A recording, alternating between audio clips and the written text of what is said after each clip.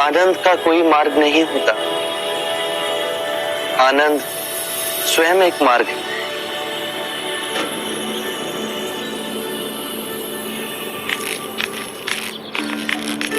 बुद्ध, आप यहाँ मुझे बुला लिया हो। हाय, भीतर आए बुद्ध। मैं तो बस तुम्हें तुम्हारा कुछ लौटाने आया हूं।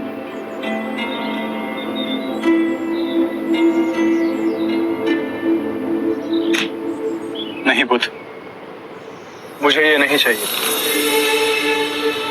इस मुकुट की वासना ने मुझसे कितने पाप कराए, ये मेरा अंतर मन ही जानता है।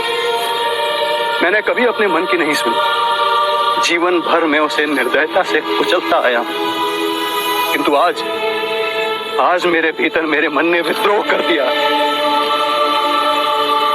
मुझे शांति चाहिए, अन्यथा मैं पागल हो जाऊंगा बुद्ध। शांति तुम्हारे अंतर में ही है, उसे बाहर मत खोजो। मैं क्या करूं? क्या करूं मैं? एक घायल श्वान की तरह अपने रिश्ते हुए घाव को चाटूं मैं? स्थिर हो जाओ। तुम राजा हो।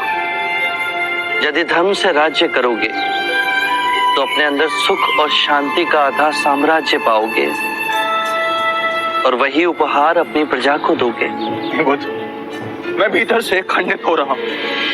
मेरे तार तार छिन्न भिन्न हो रहे हैं। तुम्हें संगीत में रुचि है?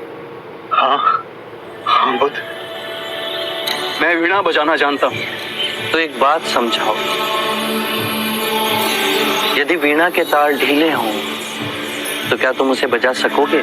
नहीं बुद्ध, वो बेसुर ही बजेगा। सत्य कहा। और यदि उसके तार अत्यधिक कसे हुए हों तो? वीणा बजाने पर तार टूट जाएंगे। अर्थात तार वैसे कसे हों, ना तो वो अत्यधिक ढीले हों ना अत्यधिक कसे हुए। यदि तारों के बीच सामंजस्य हो तो ही संगीत उभरेगा, है ना? सत्य कहा आपने। अभी तुम्हारे तार कसे हुए हैं अजात शत्रु। चेष्टा करोगे तो वो टूट जाएंगे। स्थिर हो जाओ, शांत हो जाओ और वीणा के तारों की तरह ही अपने अंतर के तार को पहचानने से संगीत उभरेगा, अवश्य उभरेगा। सत्य कहा आपने, किंतु मैंने बहुत पाप किए। ग्लानि की पीड़ा से मुझे छुटकारा चाहिए। यदि ग्लानि तुम्हें दबोचे हुए है तो उसके कारण बिंदु तक पहुंचो। अजात शत्रु, जब आंखें खुली तभी सवेरा हो जाता है। स्वयं को सुरीला बनाओ। जब सुरीले हो जाओगे तो अपने अंदर धर्म का उदय पाओगे और उस धर्म से ब्राह्मण, मंत्रीगण, गृहपति सब कंपित होंगे, सब तरंगित होंगे। और जब वो धार्मिक हो जाएंगे तो सारी प्रजा धार्मिक हो जाएगी। सत्य कहा आपने बुद्ध। याद रहे, राजा बल से नहीं अपने हृदय से राज्य करता है।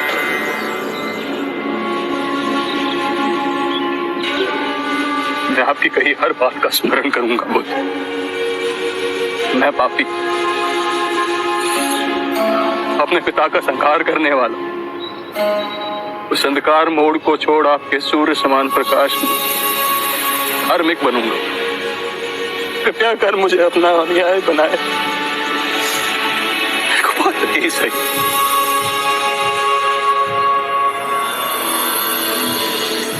कुपात्र तुम नहीं। यदि पूरे ब्रह्मांड में तुम उस व्यक्ति को खोजोगे जो तुमसे नहीं तुम्हारे प्रेम से प्रेम करता हो, तो संपूर्ण ब्रह्मांड में तुम पाओगे केवल तुम ही ऐसे व्यक्ति हो जो अपने प्रेम और क्षमा के योग्य हो।